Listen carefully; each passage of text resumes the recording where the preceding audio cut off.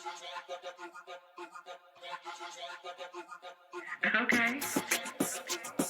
CB. I've been gone too long, coming back too strong, and you better believe I got a brand new song. I take the best you know and put them on the show. I'm on a mission to support the dope, so get your hands up high, wave them in the sky. You gotta keep it locked, I'ma tell you why. The best in the game, remember the name. Ask me again, I'ma tell you the same. Support the dope. If you a real one. Support the dope. If you a day one. Support the dope. Let's have some real fun. Support the dope. Hey.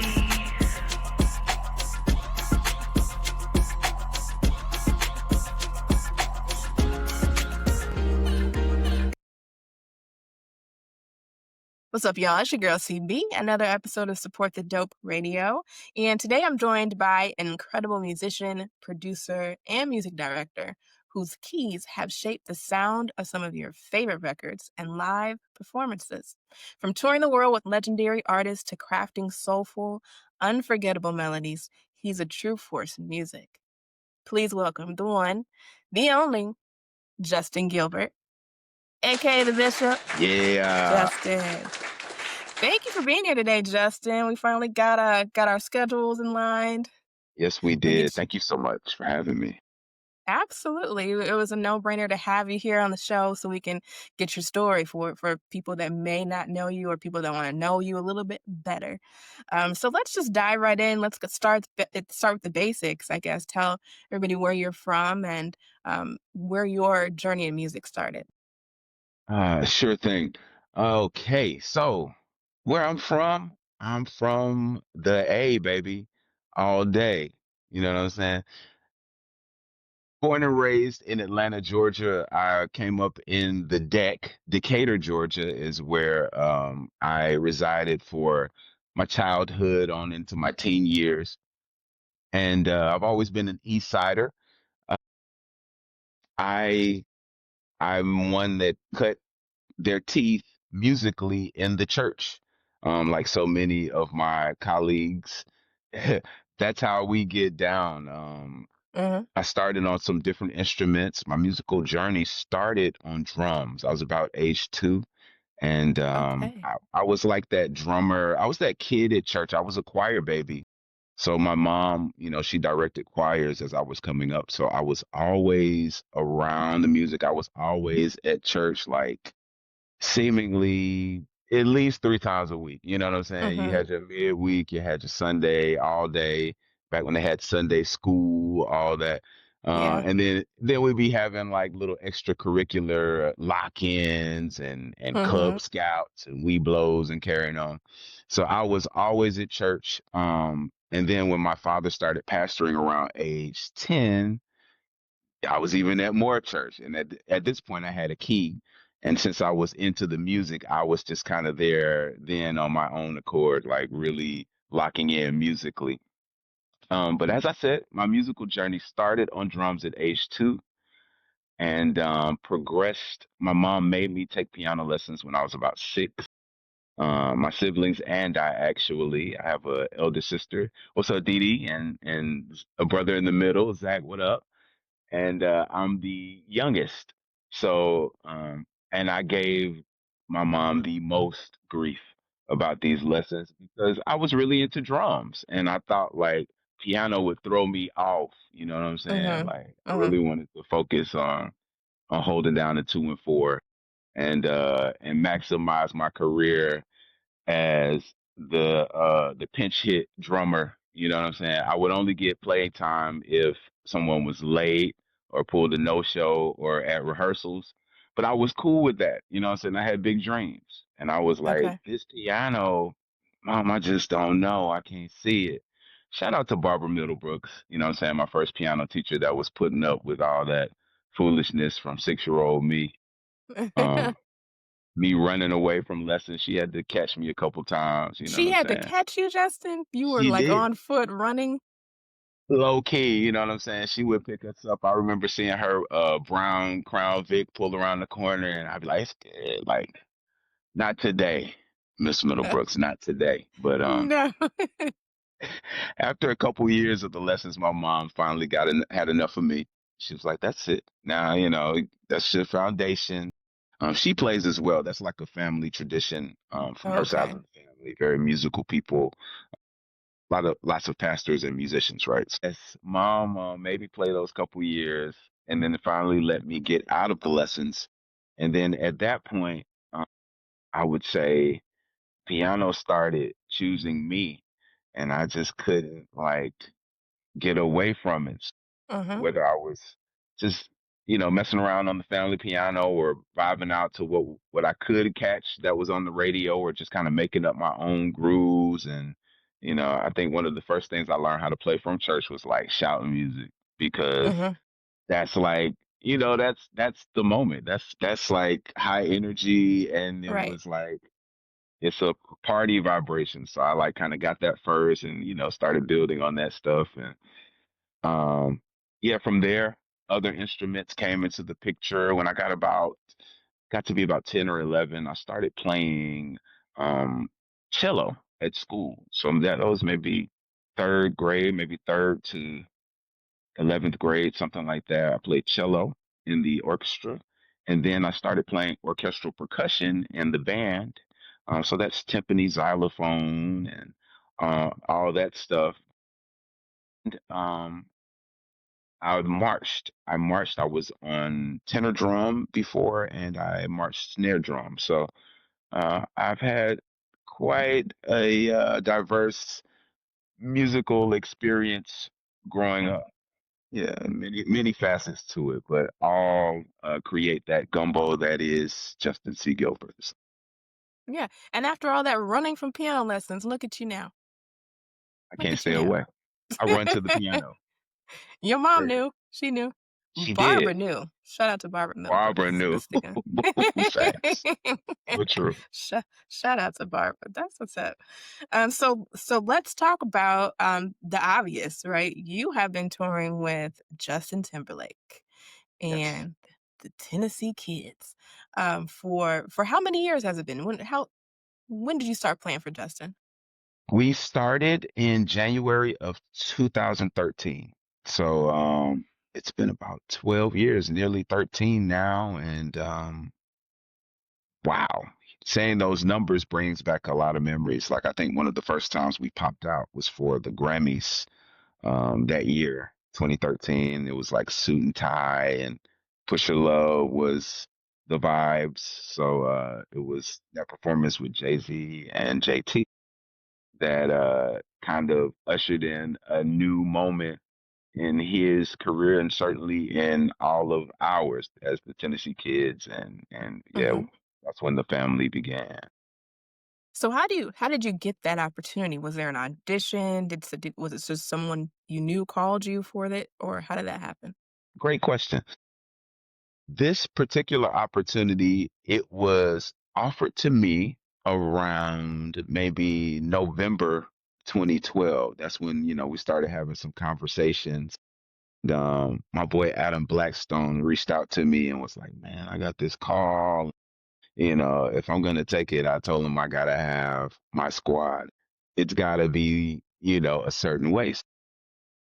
He was the person that kind of set me up to be in position and made it one of his prerequisites, and they agreed upon it. Like everyone was handpicked, and like I would say mm, checked into. How can I say that? Like they wanted to Hmm. see who they were getting, and they were very aware and very intentional about So you were every. vetted.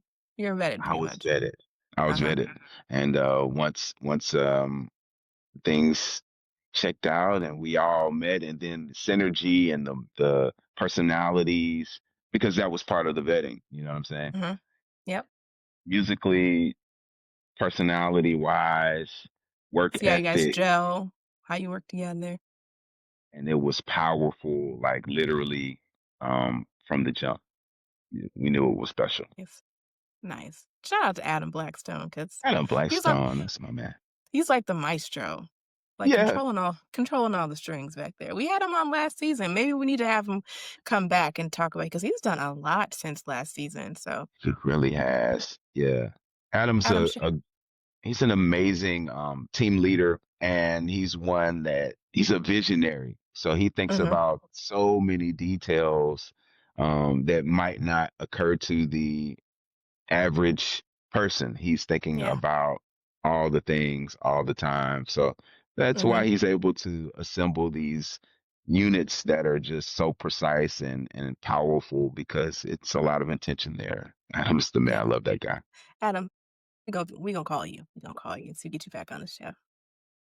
So from looking back, now that you realize just how far back it goes to like 2013, when you think about those experiences, touring with Justin, can you think about any experiences that are most memorable for you during that time? Absolutely. Two experiences come to mind. The first being back in 2013, our initial meetings, we went on, we would have these breaks throughout the day, 5 here, 10 minutes here, 20 minutes, just to, catch a breath, refresh, go get some sunlight. And, being that I was new to the gig, I was still kind of programming and getting comfortable in my rig. And, I'm the type of person I like to kind of be ahead. So, like, if it's a break and there's some other new music coming, I'm kind of on that, kind of studying my charts and making notes and getting my sounds together. So, I'm getting dialed in. And JT just happens to walk in the room. It's just me and him. Don't know each other too well, but it's that we already just had a good, when you have that good meeting, it's like, Mhm. okay, Mhm. yeah, Mhm. cool. So he walks in the room out of nowhere, starts singing "Where's the Love" by Roberta Flack and Donny Hathaway. Donny Super Hathaway. Yeah. random, just goes right into it. While he's walking, he's like way across the room, 30 feet. He's walking towards me. He's like snapping. I'm like, okay, Uh-huh. where is the love? Fall right in. Where Fall is right the in. love? We had this moment. It was very impromptu. It was just organic. And I think that's when we first sensed that there would be a synergy right there that we could really do some powerful things with. And the rest is history. So that's number one. That's my first memory. And then the second one would be playing Super Bowl 52 with Justin Timberlake. That was like the fastest 14 minutes of my life. And it's such a blur because you rehearse for months and months Right. and just for this one time thing. Yeah.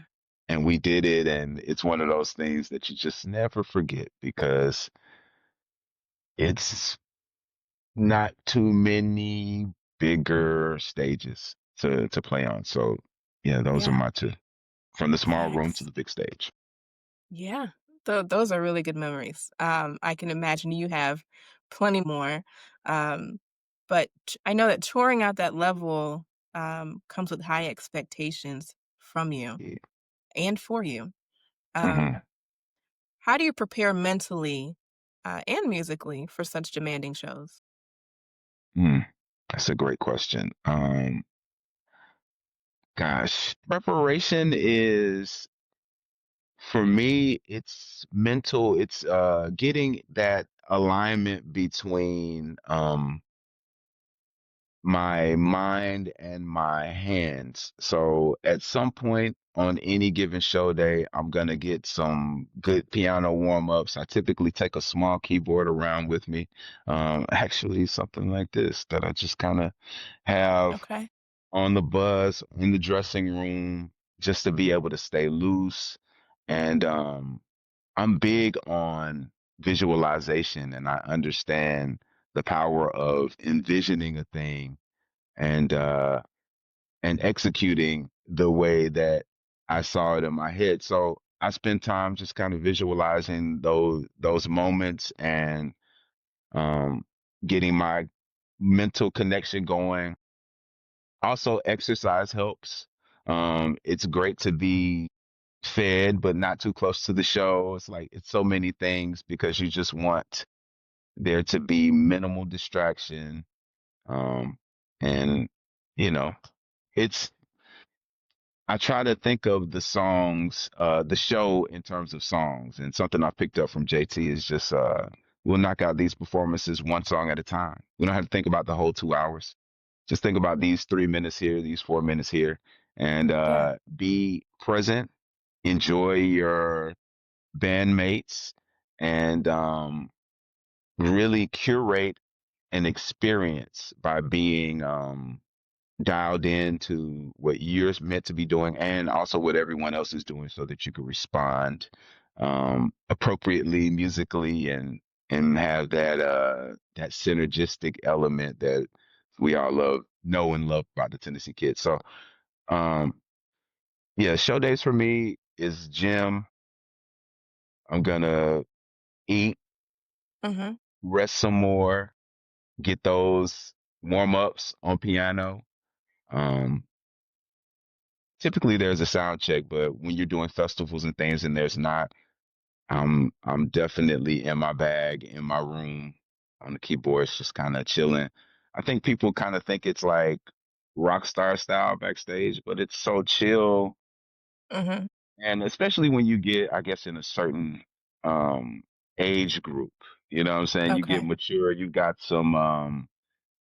a couple of laps on you, so you're not so pressed about getting social, and Mhm. then more of the focus is on being prepared, being rested, being comfortable, and being easy. Nice. So it's so funny because you just a second ago you held up that little itty bitty keyboard Yeah. and how that helps you stay loose. But if any of you have watched Justin's Instagram or you've gone to one of his shows with Justin Timberlake, you see him in the middle of all of these keyboards. I don't know how many keyboards is it? I don't know, 5, 6 keyboards it seems like. I don't know. Yes. Which is really intimidating to me. And this is from someone who I play piano a little bit, but I can't even fathom where I would even start in the middle of all those keyboards. Why so many keyboards? What's the Ah, purpose behind having so many keyboards? that's a great question. Okay. Um, well, every keyboard has its function, and being that I am the only keyboard player working with Justin at the moment, I have many functions to cover. So some of the keyboards I'm playing multiple things. I've got it split up where half of it is maybe doing this sound and half is doing this sound. I need to do this and play a organ sometimes, so I gotta go over here and do this and that sound and hits over here. So it's they all have a different function. I chose the keyboards based on the era that most of the songs were like produced and the producers who produced them. So knowing that Pharrell loves a Triton, you know what I'm saying? It was just obvious I would have a Triton or a derivative thereof um to play those sounds and have those samples kind of handy, as well as, I wanted versatile keyboards that I could do the new materials too. Obviously coming into it, not even knowing what I'm about to play, I wanted to make sure that the hits were covered and I could get the job done of learning the new material and reproducing that in a way that was like on point too. So yeah, every keyboard has a different function. Yeah. Some of them function simultaneously, but they all have different sounds going on during any given song. To answer Nice. the question, Yeah. Fair enough. I always wondered. I mean, I knew that they probably sounded different, at yeah, least. yeah, You know. But other than that, I was just like, I'm gonna have to ask him about these keyboards because these keyboards are pressure. I don't know where I would start.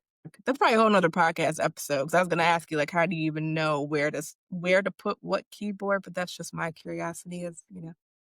that's a great question. Go ahead. These are good questions. Well, because I'll be thinking, Justin.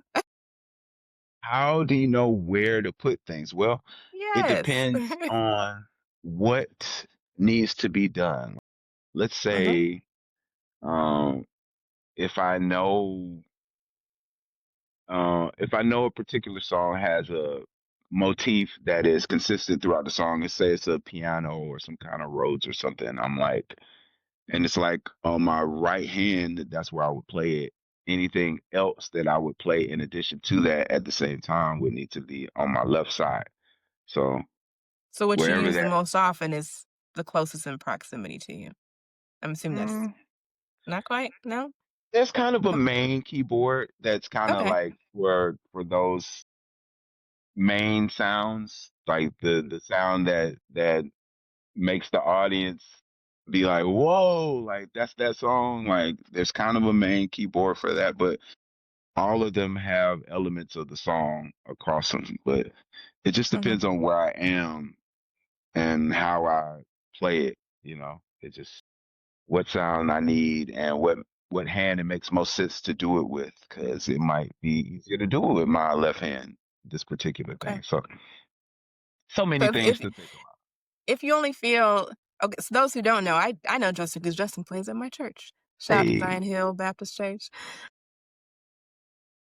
So if you ever are you're only surrounded by one keyboard or two, do you ever feel like underworked? Bored maybe? never bored, never Okay. bored. You never look But bored. thank you, thank Yeah, you. you're welcome. It's genuine. It's genuine. Yeah, it's never no, because I do believe at the core of this musicianship, it's about serving the song. So if a hymn comes up, I don't necessarily need all six keyboards to play near the cross. You know what I'm saying? I could make it happen here and really give it the attention that it deserves. Okay. That's Yeah. fair. Fair enough. Okay. What's one lesson that you learned on tour that you wish you knew earlier in your career? I would say the importance of routine, the Mm. importance of having a routine. I am I recently joined the 40 club. Actually, I'm turning 42 in December, It's December great over 28th. here. It's great over here. It's so lit. It's almost like I don't remember what I was doing before Right. because I've got more efficient, better ways of approaching everything at this point. It seems like they Hmm. just keep on improving. Yeah. Getting a routine, especially like in terms of my fitness, my diet, my mental health, my spiritual health, um, and the importance of putting good things in. Like you are what you eat. Like you hear this stuff your entire life, but really it's about what you're putting in. I have this idea about, I've heard the prime of your life described this way, is that the prime of your life is the convergence of your energy and your wisdom, because when you're born, your energy's up here, but your wisdom is down here. And as you progress, what I'm saying, one declines, but the other one is consistently growing. And when they meet there, you can stay here as long as you keep feeding that wisdom and growing there, and your body is strong. So that's been the goal. I want to um, be able to produce on a high level for decades to come. So, at this point, I've removed the things that were counterproductive and taken me away from that goal. So, Hmm. as a younger man, it was a lot of fun, but now it makes more sense, especially getting locked in on a routine. Got it. Okay. You were once young, now you're old. What you're saying? Okay, wait a minute. I ain't old. Okay. You know that. I Okay, just had to. okay. I just because we church kids. I just had to throw it in there. But we're not old. We're not Okay. old. Yeah, Okay. I tell people we're just getting better. Y'all getting Yeah. old. Getting better. We're just We're getting getting better. better. We're getting better. All Yeah. day. That's right. Okay. So as a keyboardist or music director, how do you balance staying true to the original records that you're playing like on tour while keeping the live show fresh? That's really yes. There's an art to that, and I think it really goes back to studying the basic record and really knowing what it's doing sonically. I think knowing the lyrics is a part of really painting a musical picture. Because how can I paint the picture if I'm not aware of what the lyric is doing and knowing where it's coming from and what colors the picture should, also include.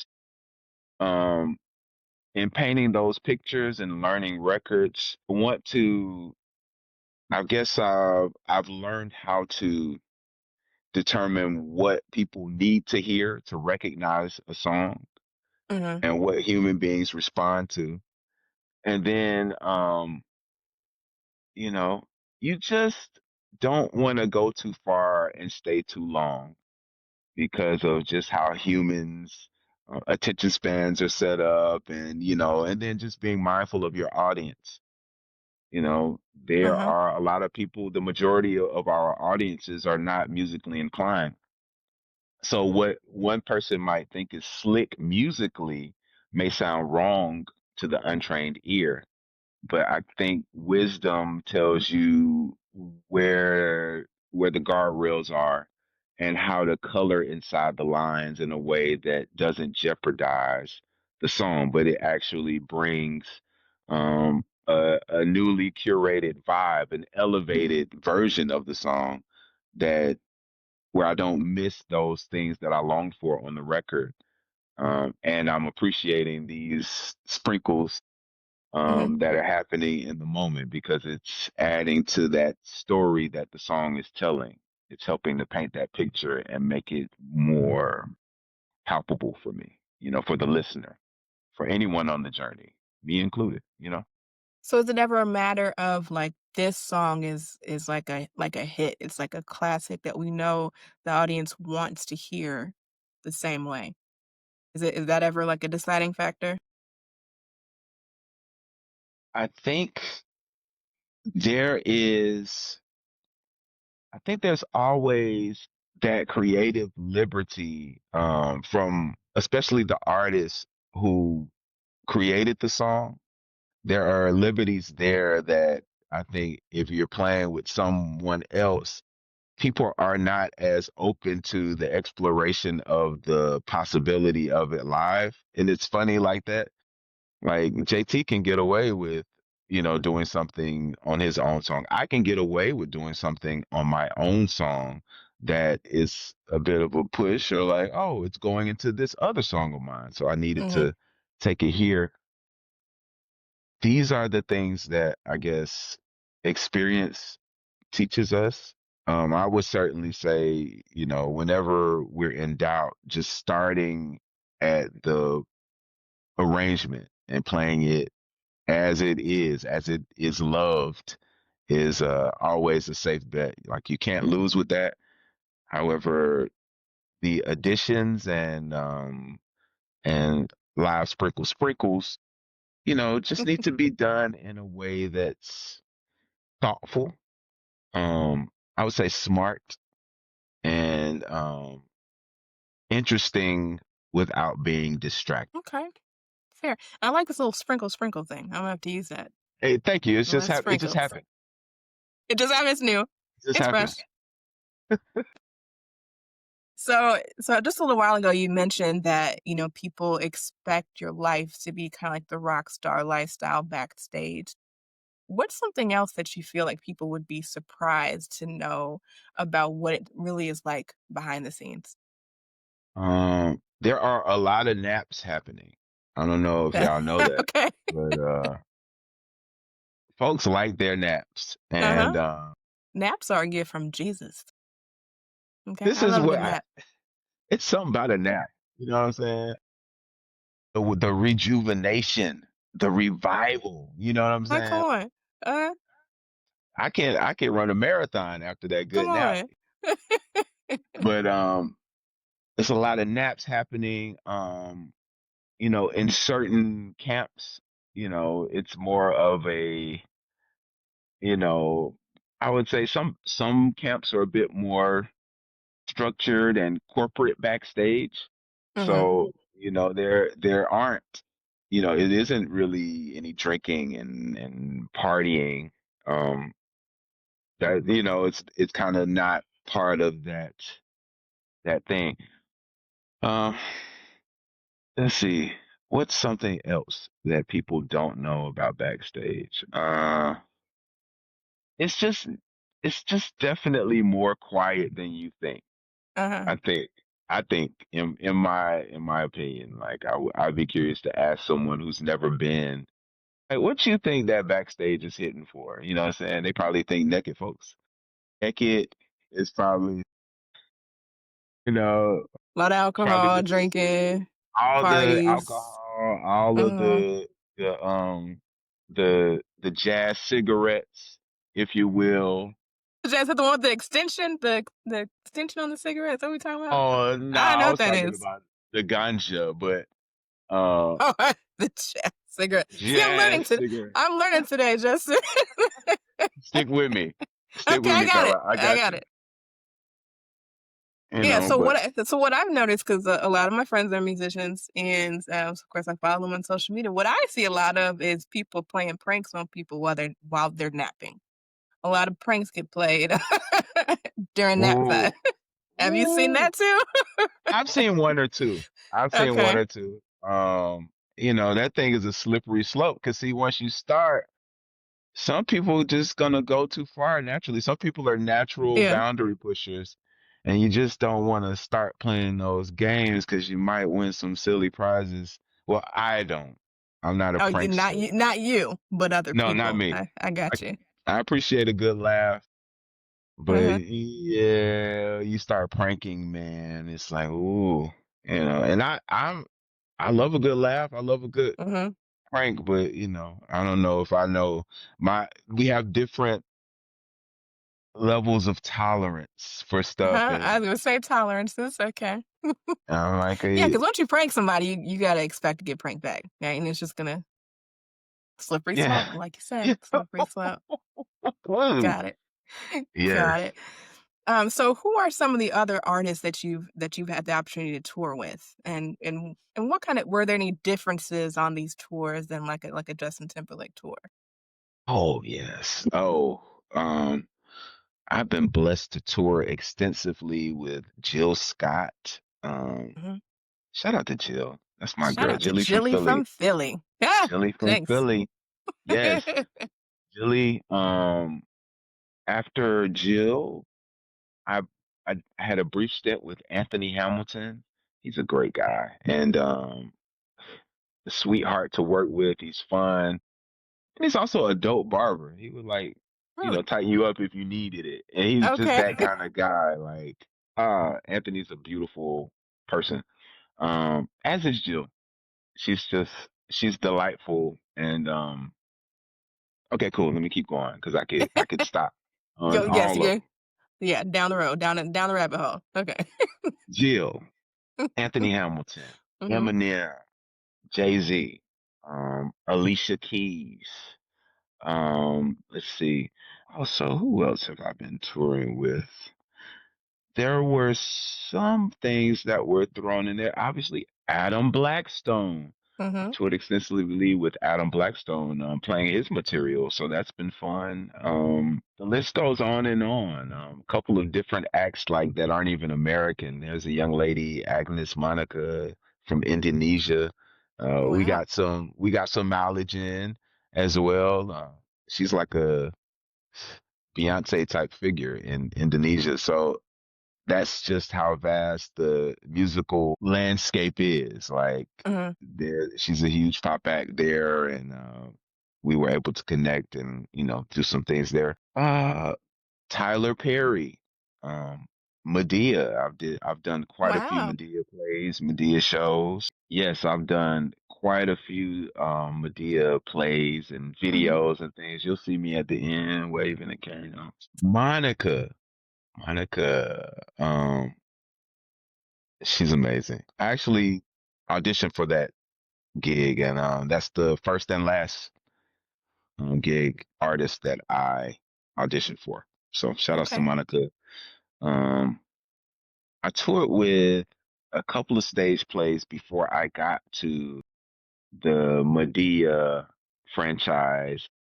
Uh, I had toured with a company called I'm Ready Productions. Um, that are also very highly sought after stage plays and productions. Did a show called Whatever She Wants. Wow, this was like literally the year my son was born. He just turned 18 last Monday. Wow, shout outs to my 18-year-old Oh, happy sonny. birthday to him. What up, Justin? All right. So the year he was born, 2007, yeah, I was touring with a play called Whatever She Wants. It featured Vivica Fox, Boris Cujo, Richard Roundtree, Scruncho, so many other prominent actors at the time. And I was young. I was really just starting to get on the road. Like I think I had done Monica. I was coming off the heels of doing Monica and doing that stage play. Prior to that, I did another stage play called Unforgettable, which was a one man show, and I was part of a three-piece band. It consisted of piano, upright bass, and guitar. And Monroe Kent the third was the featured actor, and he was playing all these roles, and just did it in such a magical way. And that was kind of my first tour. Like I was still living at my mom's, you know what I'm saying? Like Mm-hmm. getting that getting that work in. Um, Learned a lot. I've got a bit of mileage on me on the Yeah, road. you've been at this a long time. So true. Very long time. So very true. Yeah. So the music industry is something that's constantly shifting. How have you seen the role of touring musicians evolve over the years? Especially now that I know that you've also done stage plays too. And I'm sure that's a little bit different than what you do on tour with someone like a Justin Timberlake. But how have you seen the role of a touring musician shift over time? Yeah. So pensive. Yes. I would think the role, can I say this? The role has not shifted much.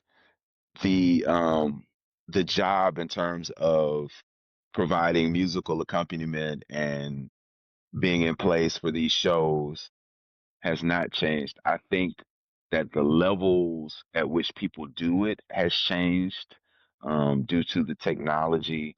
And then also, um, the individuals doing it on an elite level, I think, are tapped into more than just the musical aspect. They're actually looking at the full production and thinking about Yeah. how they can best do their part to support, how they can best support the production and give it what it needs.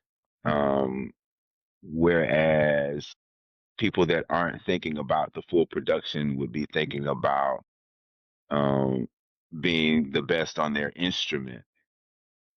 So I heard the great Rick Watford tell me that, being a musician for hire, you don't get paid for how you play. You get paid for how you think. And when you have thoughts that are inclusive of everyone's role, you're a better teammate because you understand how to support everyone, including the artist and your bandmates. And then, at that point you're curating a vibe. So the role hasn't changed, the responsibilities haven't changed. However, I do think the level at which people are doing it has shifted and gone has risen. And, there are people that are doing it on an elite level in a way that it hasn't been done previously. But I think those are the things that they're thinking about that elevated their approach to Mhm. it. Okay. Are there any things that you feel like people don't know are things that you have done in your career, or even maybe that you aspire to do in your career? The people know you for obviously keyboards, touring with Justin, of course. But what are some of those things that you've done that people just don't know that you do? Other than stage plays, I didn't know that. Other than stage Okay. plays, what are Okay. some other things people would be surprised to know? I think maybe people would be surprised to know that I am actually a media personality as well. I've hosted several podcasts, including Single in the City. That was a show I was doing on the Hope Network, um, in conjunction with uh, House of Hope Atlanta and Pastor A. Dewey Smith. That was an opportunity I had to talk about relationships. I really enjoy talking about relationships and having intellectually stimulating conversations with people that have a variety of perspectives. So in this particular podcast, I did it with two young ladies. What a Genesis and Tierra. We would philosophize and and analyze the dating landscape and try to present ways to date well as a high quality Christian single. So that was a vibe. I also hosted the Tour Life show. Tour Life show was a podcast um that we were doing during the pandemic. So like maybe 2020, 2021, and two, like we were really giving some perspective to the touring personalities and people that had functions on tours that aren't typically highlighted. So people that were working wardrobe or production managers, people that were working um, in marketing and Hmm. merchandise. We were It getting sounds a lot like into another show I know. yes, you know what I'm saying. Hmm. So we were touching on things like that, and that was really giving me an opportunity to get comfortable being a personality off the keyboards, because it's easy to stay back there and support everyone else. However, those two things, I'm a host. I host shows sometimes, like people have me do that. Hmm. Uh, Events. Let me see. People may not know I also act.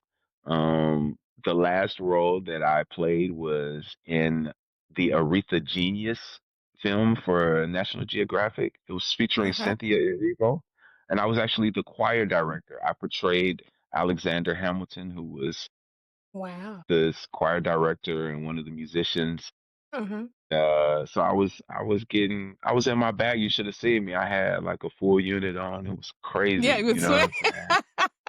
I'm saying? So Toss, toss, toss, it toss. actually it gave me ideas. I said, now well, I might pop up in Zion Hill one day, Oh and I my don't want to hear goodness. nothing. I don't want to Oh hear my nothing goodness. because we accept everybody else's hair choices. So I might have to Okay. elevate mine. I'm gonna get my unit in, and Okay. Well, I'm gonna back you up. Whenever thank you're you. ready, you let me know. That's the type of support I need. You know what I'm I got you saying? back. Support the dope. That's why I'm here. That's the whole premise. Support the dope. So Pastor Parker. Well, we gonna have a couple words first, and then we gonna let Justin do what he's gonna do. You gotta warn the Oh, pastor first. You can't just spring it on him. We just gotta let him know. yeah. Yeah, I gotta, Okay. I gotta, I gotta chop it up with him. Make sure it's not on the Sunday that he wants to pull out his pastel pink suit that he was talking about a few Easters ago. Make sure it's not on the same day, you know what I'm Yeah. saying, so that we don't overwhelm the people. So But right. Well, yeah, we uh, won't just one of you to shine at a time. Just we can't take both of you. It's a lot. uh, So okay, so okay. I see you're wearing the shirt. Would you like to tell us about Co-ed Shed? Yes, indeed. See, and you were gonna forget. See this? I was Okay. not.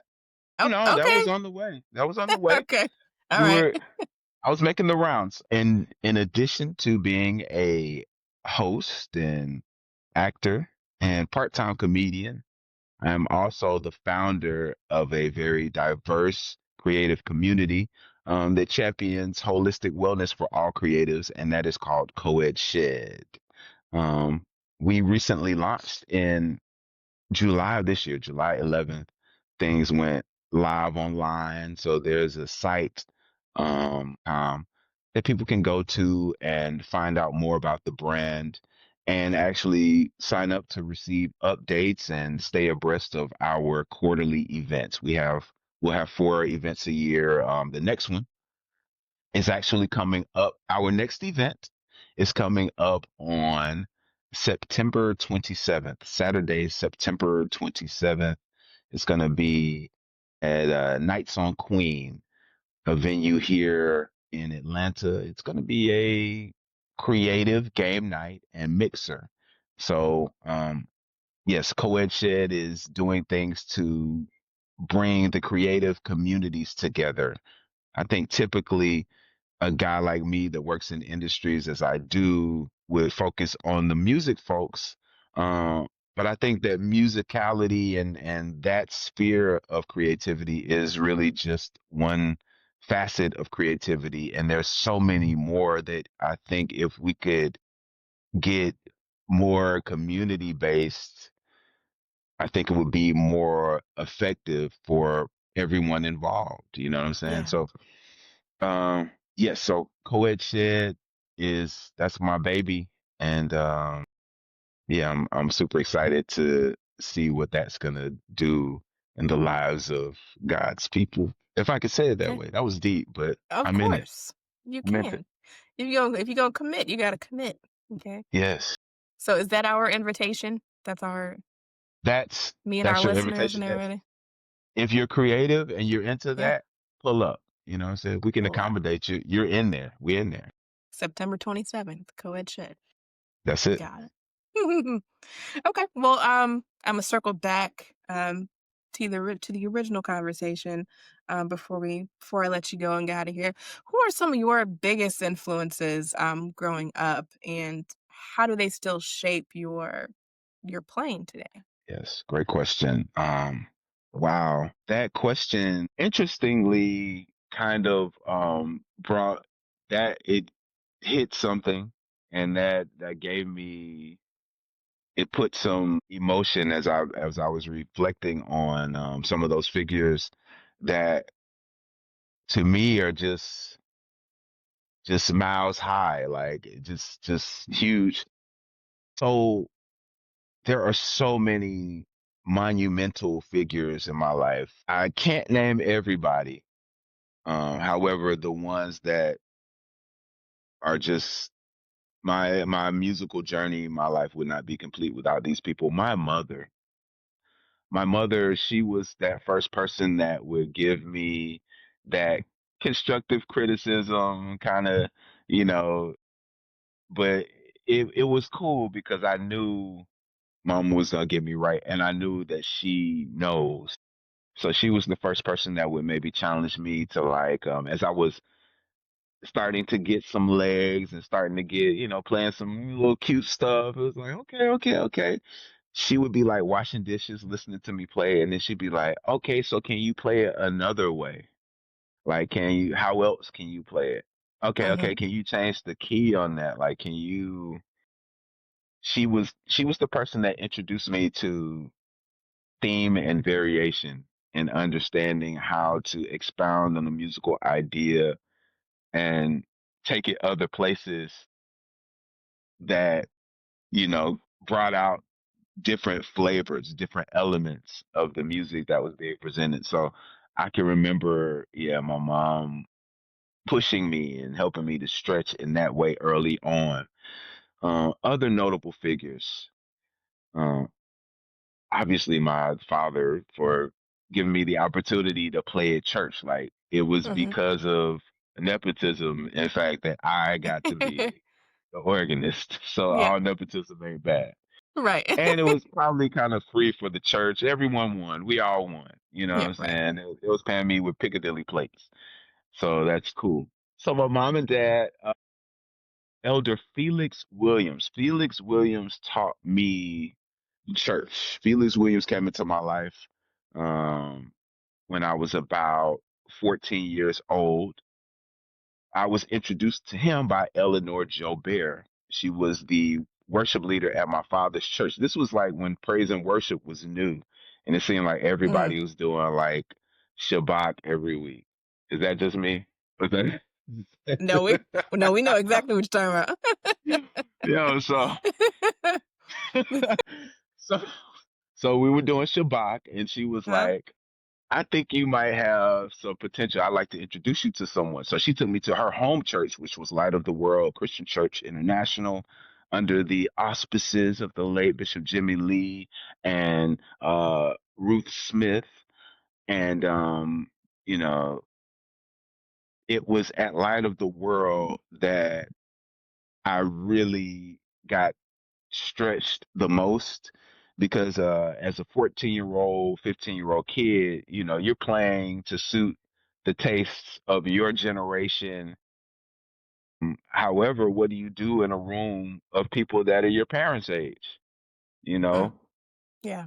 it might not Mm-hmm. quite connect, right? Right. Light of the World was where I started really getting a handle on hymns and the music, understanding the power of the music and understanding the importance of being sensitive to moments and understanding the lyrics of a song and understanding what the function of that song is and how like Yeah. every song isn't appropriate for every moment. Every Like, moment. Right. you wouldn't really sing "We Fall Down, We Get Up" for praise and worship. You know what I'm saying? Mm-hmm.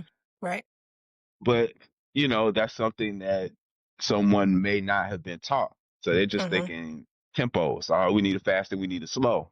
Mm-hmm. But at Light of the World, they got me into the lyrics. And because I was the only contemporary player there, you know, as far as keyboard players, I had to learn how to blend well with my elders and be a good team player and how to play the situation in a way that maybe brought a little sauce, but didn't jeopardize the songs, like gave the Mm-hmm. people what they gotta have.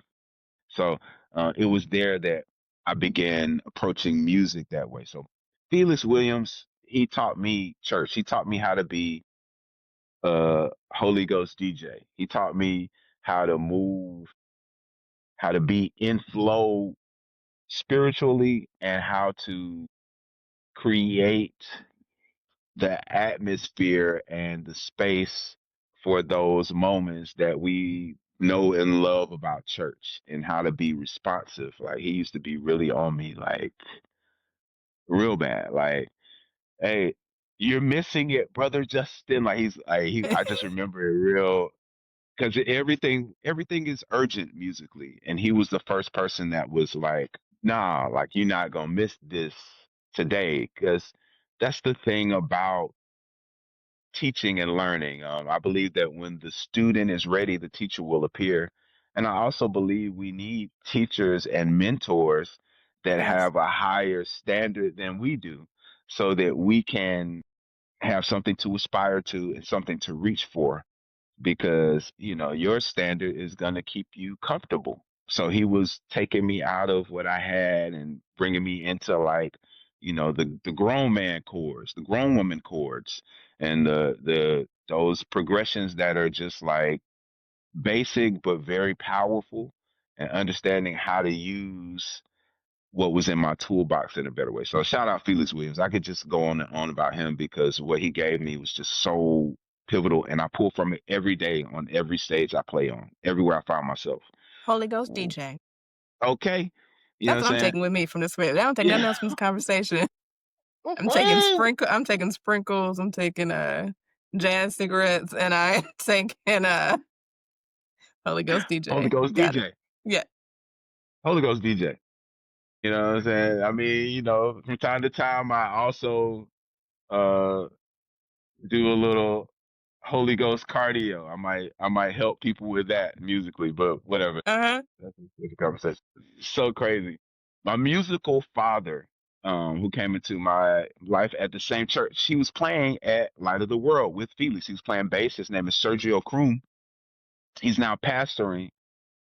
However, Sergio was the first musician that made me focus on production and be able to separate the textures I was hearing when I was assessing music. Like, okay, there's a, back in before I met him, it was just all a blob of chords and like, okay, this is the progression.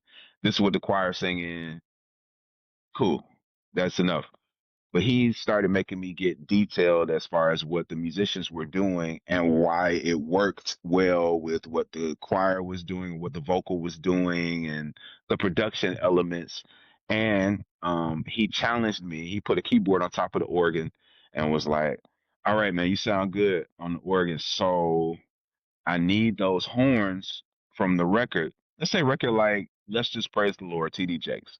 Classic Mm-hmm. record. Sergio put the keyboard on top of the organ and was like, so I need all the horns. Yeah. Like, I need you to be like two different guys at the same time. You think you could do it? Uh-huh. Yeah, yes. I'm gonna figure it We're out. I'm gonna gonna figure it we're gonna out. figure it out. Like, okay, so maybe that. Oh, that's not Uh-huh. So now we know trial where and all this error. started. This is where all that started. Gotcha. That's how it started. Sergio was the one that brought that multitasking into my musical toolbox, and then it just snowballed from there. Definitely, those folks and so many more. Natalie Reagan's, you know, she's that's my sister. She's an incredible musician and artist herself. And she was the one when I was like 15 that gave me an opportunity to play in a band with David Walker and High Praise. David Walker and High Praise, a community choir here. They are absolutely delightful, incredible vocals and skill. It's nobody like David Walker and High Praise. But I started, doing like getting really advanced concepts. I started seeing advanced concepts up close through my connection to Natalie. So she's one of those people that's, um, a mentor. What I call her a friend tour to me. She's a great friend to me to this day and one of my closest female friends.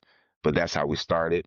Elvin Ross, he was he came to my home church. He was the first person I heard play the way that he did. It was so colorful and he took he had such interesting placement and how he would do things.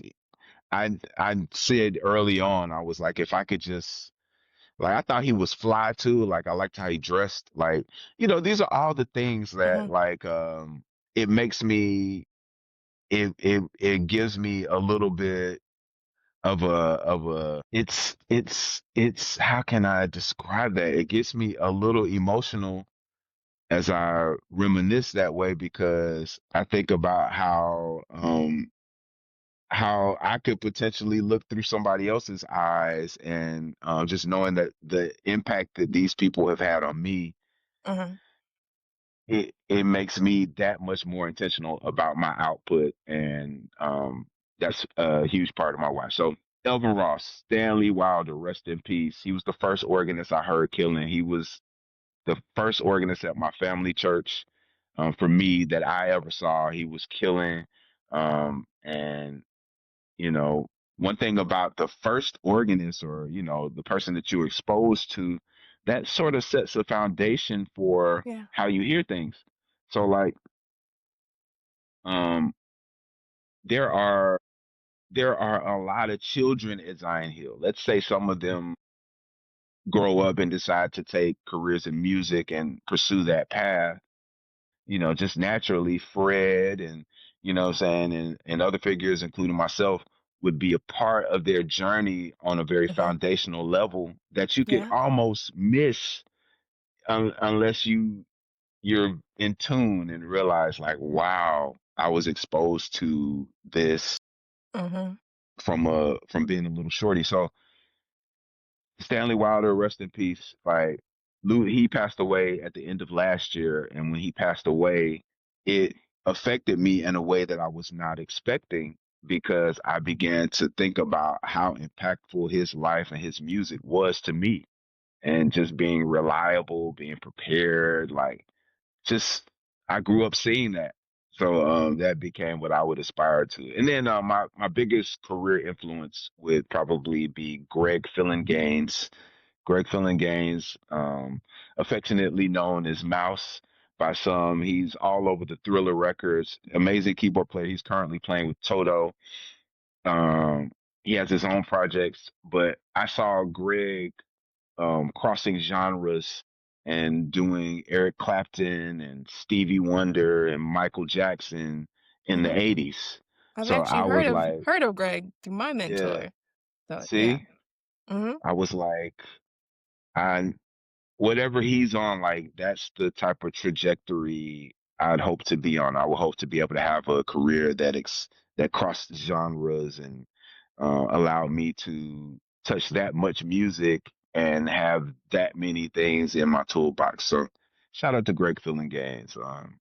And the list goes on and on. There's so many amazing musicians, all for different reasons. No two people play alike. Um, However, I'm most impressed by the people I just named because of how they think and what they were able to give to me based Yeah. on those thoughts. Yeah. What's up? So you talked about how many kids we got in Zion Hill, you know. So what advice would you give to a young musician who is interested in one day, like touring, being a touring musician at the level that you've been able to work at? To the young musicians or to the younger musicians that are hoping to have tenure in this industry and do well, do big things, I would encourage them to develop a routine early. The sooner you develop one, the more orderly your life will be, which will also affect your music. Um, Let me see. I would tell them that the majority of music lovers are not musically inclined. So they are listening essentially with their eyes to a degree. Mm, So look the part. Look the part. that's Um, it. Another part of, I guess, another element of looking the part would be knowing the lyrics. Know the lyrics. It'll tell you, it'll guide you. It'll tell you how to approach the song and what it should feel like and even how to embellish, like where to do things. If you know those lyrics, it'll help you tell the story. I would remind them that people that are not flexible break under pressure. Be flexible, come in with a can-do attitude, be prepared, be on time, and be super cool. Like, because the majority of your time working with others won't be spent on stage. Stage is 2 hours out of 24. You know what I'm saying? So you want to develop good people skills and be self-aware. Be self-aware, being a good teammate, being a good leader. These are all the things that I would tell younger musicians. Well, I don't know about y'all, but I feel like that was a great interview with Bishop, aka Hey, Justin Gilbert. Thank you hey, so much for sharing your story with us, your wisdom, your journey. I learned a lot from it, even beyond the sprinkles and the Holy Ghost DJ. Where can people that are interested in following you further, like on social media, where can they find you? you can find me on Instagram at Gilbert underscore Justin C. I am also on TikTok at Justin C. Gilbert. And be sure to follow Coed Shed on these networks as well. And then my website is www.justingilbertnow.com to see what's up with me and catch my vibe. Catch the vibe. I heard that, Justin. Thank you so much. Thank you for everyone that tuned into this episode. Make sure that you are following Support the Dope Radio when we're talking about following people. Support the Dope Radio on Instagram, Support the Dope Radio on Facebook. You can check out the website to learn more about the podcast at supportthedoperadio.com. You can support the merch store now as well too. So store.supportthedoperadio.com. You can wear your support. How about that? Wear it to the co-ed shed event on September 27th. How about that? I like that. I See? like that. See? See? Tune in to the next episode coming soon. I appreciate all of you as always. You can catch this podcast pretty much anywhere you get your podcast, as well as it's our first season on YouTube. So check us out, follow, subscribe, follow the vibe, like Justin said. And I'll see y'all next time. Thank you, Justin. Peace. Thank you so much for having me. Absolutely.